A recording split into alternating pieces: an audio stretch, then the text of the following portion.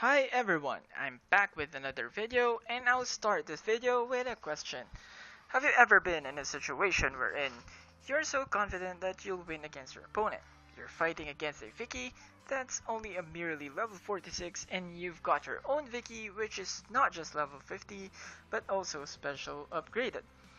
Not just plus 10 but plus 12, the maximum currently. However, upon trying, you did not just lose, but you actually got destroyed. It also did double the amount of damage more than you. So what went wrong?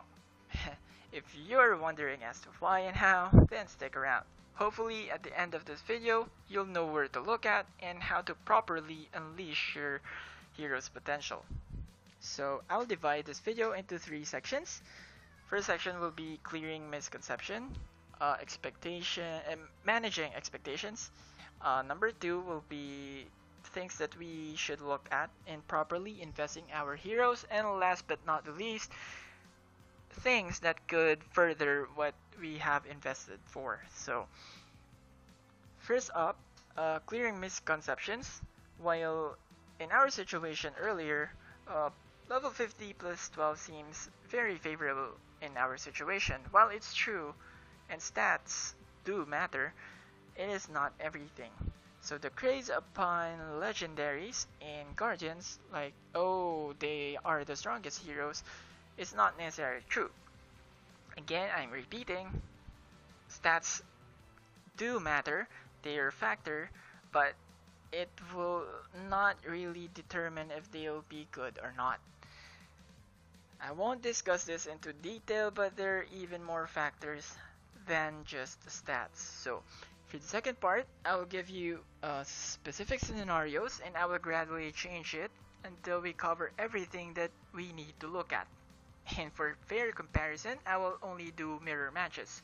No vlog versus Mistra and the like because that is a totally different topic by itself. So first scenario, like what I said earlier, a level 50 plus 12 Vicky versus your opponent's level 46 plus 7 Vicky. So the first thing that we should look at really, the basic skills. Now, what could have happened in our scenario earlier is that our skill got blocked by Oath. In my case, I have Oath. It blocks most skills if it procs, and yeah, it's very cool defensive awakened skill. Now to go through that, I also have Lethal here, which goes through any beneficial effects, including Oath, Shield of Goddess of Protection, Invincibility from Erin and Cynthia, and the like. So it also increases 18.5% of skill power, so it furthers your skill. So we have our second scenario. I actually have Lethal. Actually, you're the one who has Vicky. I have Lethal, you have Lethal in your Vicky, and the same situation, but you didn't do a lot as well. So the next thing we have to look at are items and jewels. They go hand in hand, so I'll mention them together, because you can't equip jewels without awakened items anyway. So for items, you should look for the offensive properties, mainly weapons and accessories. For weapons, you want critical rate, ignore defense, and increase skill power. Ignore defense is pretty explanatory. Critical rate increases your chance to do critical damage, and critical damage, as we all know, does more than normal damage. And lastly, increase skill power. Now, if you're asking between skill attack and increase skill power, if you're gonna be strong in one end game thing, then always go for increased skill power. Okay, that is more. I don't want to compute, but yeah, trust me, it is better. So for accessory, it's basically the same. Ignore defense, critical rate, and increase skill power. I have it here. Increase skill power.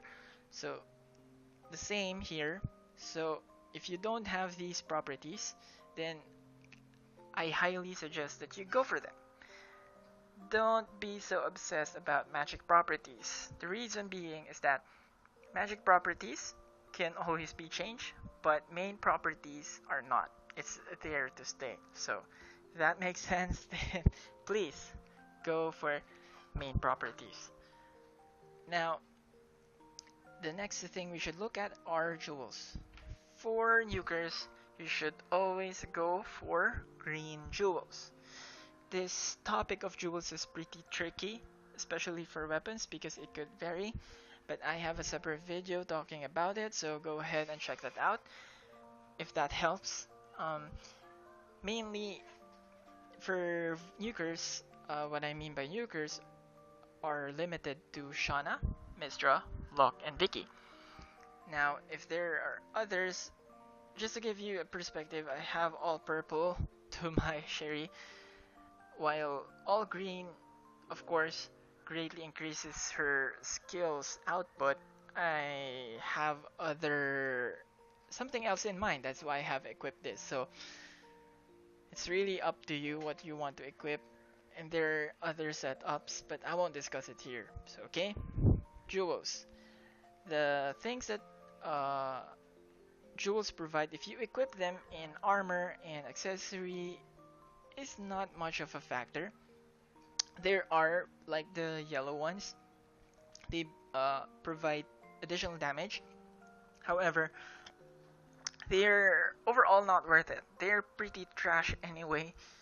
As you can see in the arena, if you notice everyone, they really don't equip yellow ones. You can rarely see it, but trust me, most of them don't. So I suggest don't. But it's totally up to you.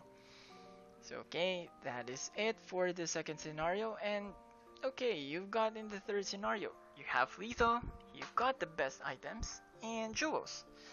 But you still ain't doing as much. Have you explored growth chamber? That is a very important thing. Now, as you can see, this is the investment I currently have, but mainly what you want mainly here are critical rate, of course, increases your critical chance, attack up, and of course skill power. If you have all those, I will guarantee you will further your offenses. Now, I want to focus on critical here, and remember this. The total critical rate you have from weapons and growth, if you have these all maxed out, then you will most likely do critical attacks most of the time. Just take note of that for now, okay? Now let's move on to the next.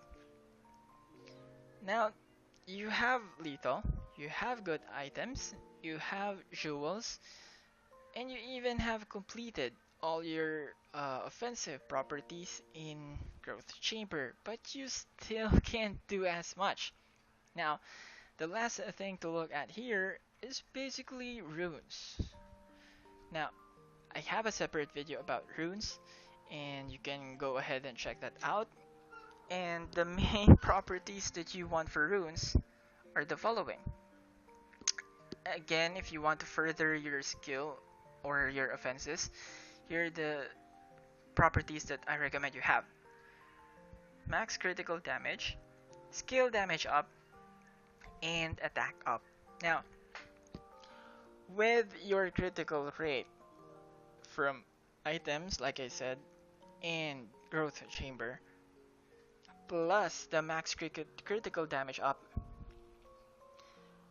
you can see here is 31%. Let's say I have 31% times 3. I think 32 is the... Oh, it's the 33. Okay, let's go with 33. Let's say 33 is the max critical damage up percentage that we can get. Times 3, that is 99. Effectively, if we do critical attacks, we will do almost double. Now, we're not still counting the default multiplier for critical attacks, but I know it's even further double damage if we do critical attacks. And that, all in all, with skill damage up from your items, jewels, and runes, and even attack up, and even growth chamber, that all comes into play. And let me tell you that critical is critical. Pun intended, but it is true. That is the thing that most people overlook at. So, yeah, go ahead and do all these. I guarantee you, you will definitely make as much damage as them or even further than. Okay? So that's it for the second part. And for the third, really, how can we even increase it further? And of course, there are ways in doing that. And that is number one, pets and pet skills. So I have here a wrong, which is mainly for guild battle. I have lightning attack here.